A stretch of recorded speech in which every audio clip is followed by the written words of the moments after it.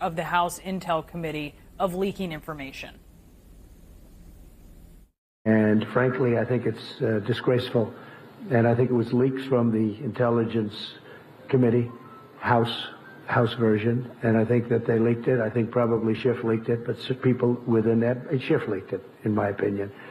And he shouldn't be leaking things like that. They ought to stop the leaking from Intelligence Committee. And if they don't stop it, I can't imagine that people are not going to go after them and find out what's happening. They already had, Maggie. Right. I mean, as we know, the former president had a habit of saying things publicly as if he was unaware of what was taking place, and things were often taking place that matched his words and what he was saying. One thing I have been struck by in the last, 12 hours or so since this came to light is the number of people who I have spoken to who worked inside the Trump administration who have essentially justified it and said, well, look, they too believed that there were reasons to be angry with the House Intelligence Committee.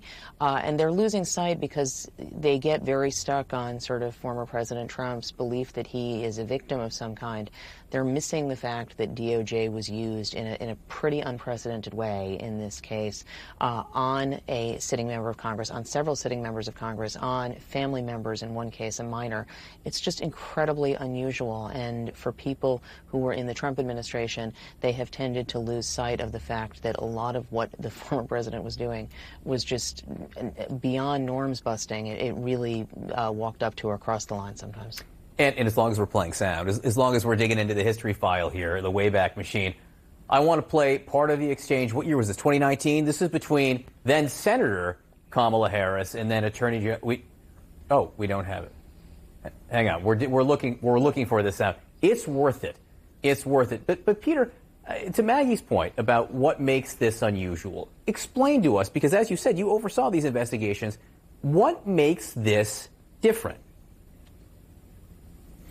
Well, there's always a tension between the government investigating leaks of information to the media and maintaining the protections of the First Amendment and a free press. And that's something historically that the FBI and DOJ have been very, very cautious and careful about how they investigated them and whether or not they are using intrusive methods to get to those investigations. And again, there are legitimate reasons to investigate leaks. The government needs to protect classified information and prosecute those people who disclose it.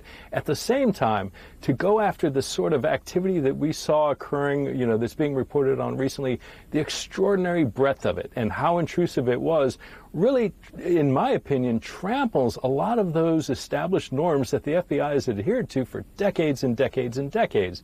And it's going to take some real introspection within the department and the FBI to determine whether or not, and I think certainly it did go too far, and what needs to be done to do a realistic, reasonable level of investigative activity that still maintains the First Amendment protections of the media and a free press.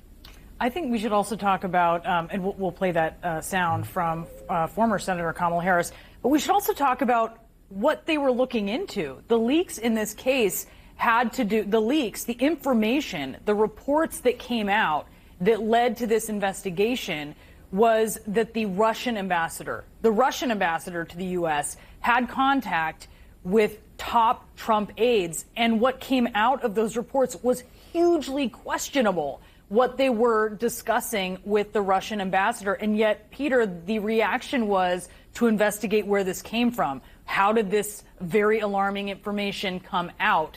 That was not, that was the reaction, not, oh, obviously these aides should not be having these conversations.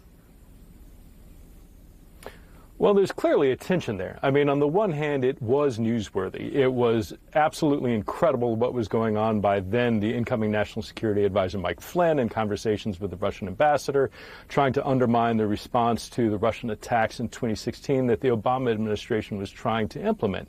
At the same time, we've got to separate these issues. The fact that that was absolutely improper, the fact that that was newsworthy, doesn't mean that people who are entrusted with classified information have the authority on their their own to go out and disclose that information. So there's a tension built into the system. And so I think, both of these things can be bad at the same time. But what we're talking about today, the reaction of the government to look into those leaks, the steps that the government took and how far they went, that's the real issue here. And that's what we need to do, a real hard look within the government and from the outside and determine whether or not this is the appropriate or acceptable level of investigative activity that occurred.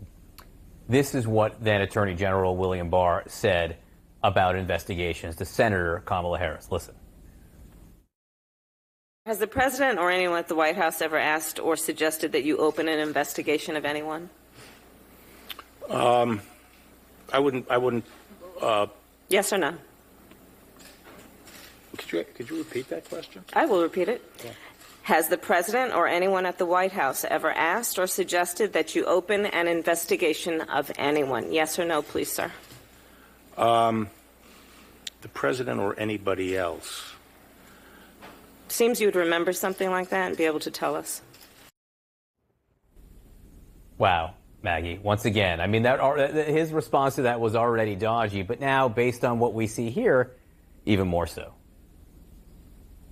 Right, John, I think there are going to be a lot of things that were said, certainly during the last 4 years, and obviously when the new Attorney General, Bill Barr, came in, that are going to get fresh looks in light of this information. Again, I think the question is going to be not just public statements, not just whether or not, the former president asked for that to be done. Did Bill Barr revive this on his own?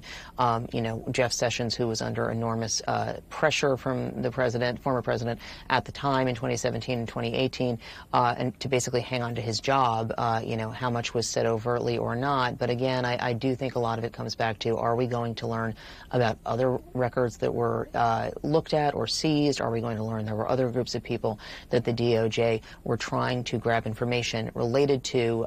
All of this is going to continue to raise questions about the separation between DOJ and the White House. It's something that President Biden has tried to make a big priority of. But even there, Merrick Garland, that AG, that Justice Department had, enforced and continued a gag on the New York Times in a records case. So I think all of this is going to add to questions about restoring a sense of faith and independence at the Department of Justice. Peter, you were shaking your head watching that moment from the committee hearing with Bill Barr. Yeah, well, of course, as an investigator, you learn to understand when people are dissembling, when they're not telling the truth, when they're avoiding an answer. And when I hear long pauses, when I see vague answers, when I see somebody asking to restate the question, it's clear to me there are things that are there. Obviously, then Senator Harris knew exactly what was going on as well, and Attorney General Barr knew what he was, well, only he knew what he was hiding there, but it was clear that he wasn't being forthcoming in his answer to those questions. Very interesting now to go back and look at things. As you said, Maggie, maybe worth looking at a lot of things that were said out loud based on what we know now. Maggie, thank you so much for being with us. Peter Strozk, thanks.